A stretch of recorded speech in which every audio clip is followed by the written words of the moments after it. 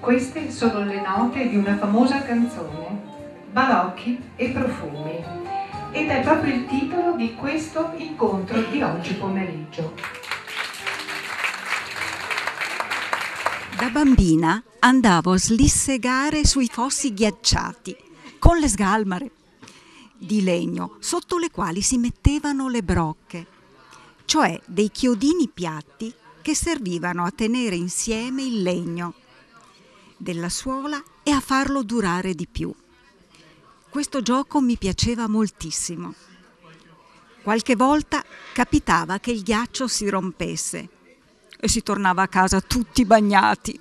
Questo e altri racconti di giochi, giocattoli e profumi dell'infanzia sono i ricordi degli ospiti dell'IRA, l'Istituto di Riposo per Anziani di Padova, raccolti grazie alla preziosa collaborazione degli educatori e animatori.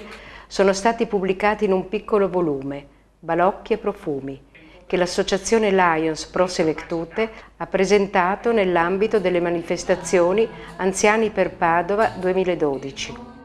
L'avvocato Giovanni Giacomelli, presidente della Pro Selectute, ha portato il saluto dei club che ne fanno parte.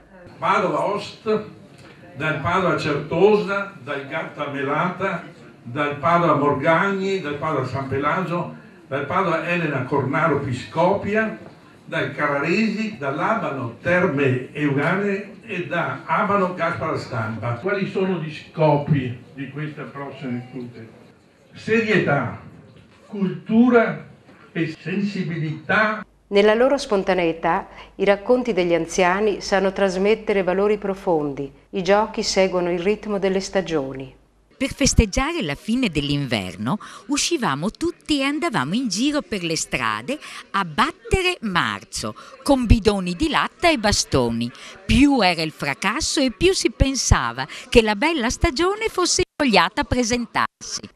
Gli anziani ci regalano i ricordi più intensi della loro infanzia, vissuta fra le due guerre.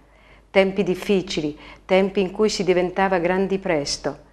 Eppure bastava poco o niente per divertirsi tanto e per essere davvero felici.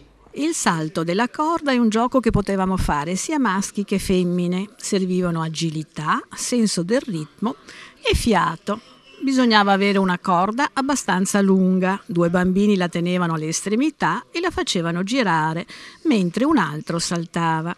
Se sbagliava o con i piedi toccava la corda, doveva fermarsi e tenere lui la corda. Mentre saltavamo, contavamo i salti, tutti insieme a voce alta. 1, 2, 3, 4, 20, 30. Pensate che si saltava in 2 o anche in 3 contemporaneamente. Facendo questo gioco tutti i giorni eravamo diventati abilissimi e non avevamo certo bisogno di iscriverci in palestra per essere in forma. Abitavo vicino a Recoaro e di neve se ne vedeva spesso. Giocavamo alla guerra, tirandoci addosso le palle di neve e costruendo fortini. Capitava anche che i fortini li avessimo già, perché gli alpini al tempo della Grande Guerra ne avevano costruiti tanti, qua e là. Andavamo sulle slitte e sugli sci. I nostri sci altro non erano che 2 tavole di legno. Ci si divertiva con poco, soldi non ce n'era granché, ma tutto sommato non erano così necessari. Si stava all'aria aperta, si correva tanto, finché non eravamo stanchi. Il modo per divertirci si trovava sempre, comunque. Piccole storie dentro la grande storia, sono questi racconti. Gli artisti della compagnia I Lions a teatro, coordinati da Stefania Ottaviani, hanno saputo emozionare e divertire, accompagnando le letture con le più belle canzoni di tanti anni fa. Non ne può più e il rinoceronte cade giù.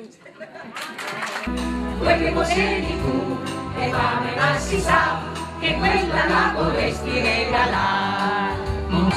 Carina, allena spensierata, sei carina, ma con il non c'è sempre un po' più bella, tu sei la stella che manca in cielo.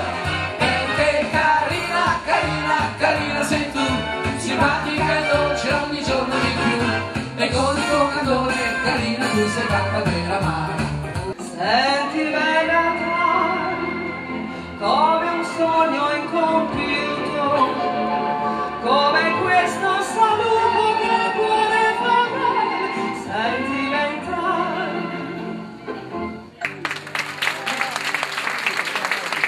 È utile alle persone di grande età tornare col pensiero alla fanciullezza, ha commentato il presidente dell'IRA Tino Bedin. Le persone da una certa età in poi possono dare molto, stanno già dando e possono dare ancora di più e ancora meglio alla nostra comunità. Ricordare è rivivere, ha detto Sandra Nicoletto, segretario generale dell'IRA, che ha ringraziato gli anziani per la loro grande disponibilità a raccontare e i suoi collaboratori per la delicatezza e sensibilità con cui hanno coinvolto tutti nella magia del ricordo. In questo anno 2012, che l'Unione Europea dedica alla solidarietà tra generazioni, ha detto Rita Testa, curatrice della pubblicazione, vogliamo dedicare questi racconti ai bambini di oggi, nati nell'era digitale, abituati a maneggiare telefonini e computer, incantati dai videogame, con l'augurio che non perdano la spensieratezza e i sogni dei bambini di una volta.